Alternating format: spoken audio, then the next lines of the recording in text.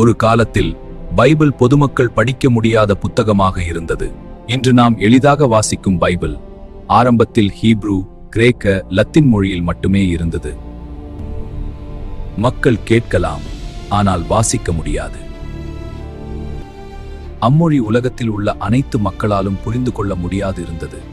தேவ வார்த்தை சங்கிலியால் கட்டப்பட்டிருந்தது. சாதாரண மக்கள் தேவ வார்த்தையை ஏன் வாசிக்க கூடாது என ஒரு மனிதனின் இதயம் கேள்வி கேட்டது. பைபிளை ஆங்கிலத்தில் மொழிபெயர்த்த குற்றத்திற்காக கழுத்தை நெரித்து எரித்துக் கொல்லப்பட்டவர்தான் father of the English Bible என்று அழைக்கப்படும் வில்லியம் டிண்டேல்.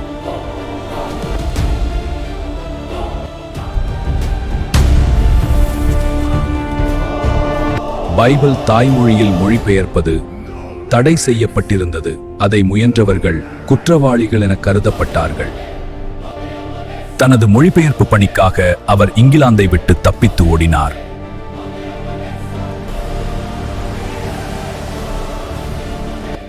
அவர் புதிய ஏற்பாட்டினை ஆங்கில மொழிக்கு மொழிபெயர்த்தார். ஒவ்வொரு வார்த்தையும் உயிருடன் எழுதப்பட்டது. வில்லியம் டிண்டேல் 1526 ஆங்கிலத்தில் மொழிபெயர்த்த புதிய ஏற்பாட்டின ஜெர்மனில் குட்டன்பர்கால் நடத்தப்பட்ட பிரிண்டிங் பிரஸ் பயன்படுத்தி ஆயிரக்கணக்கான பிரதிகள் அச்சிட்டார். ஆயிரக்கணக்கான பிரதிகள் ரகசியமாக இங்கிலாந்து அனுப்பப்பட்டது. மக்கள் முதன்முறையாக தேவ வார்த்தையை தங்கள் மொழியில் வாசித்தார்கள். அச்சுப்பணி முடிவடைவதற்குள் 1535 கைது செய்யப்பட்டு பின்னர் பெல்ஜியத்தில் உள்ள கோட்டையில் சிறை வைக்கப்பட்டார். 1536 அக்டோபர் 6 அவரை ஒரு கம்பத்தில் கட்டினார்கள். கழுத்தை நெரித்தார்கள். பின்னர் அவரின் உடலை எரித்தார்கள்.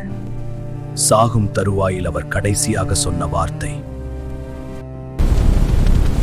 Lord, open the King of England's eyes. சில வருடங்களில் ஹென்றி VIII ஆங்கிலத்தில் பைபிளை அனுமதித்தார். ஒரு மனிதன் தன் உயிரை விட தேவ வார்த்தையை தேர்ந்தெடுத்தார்.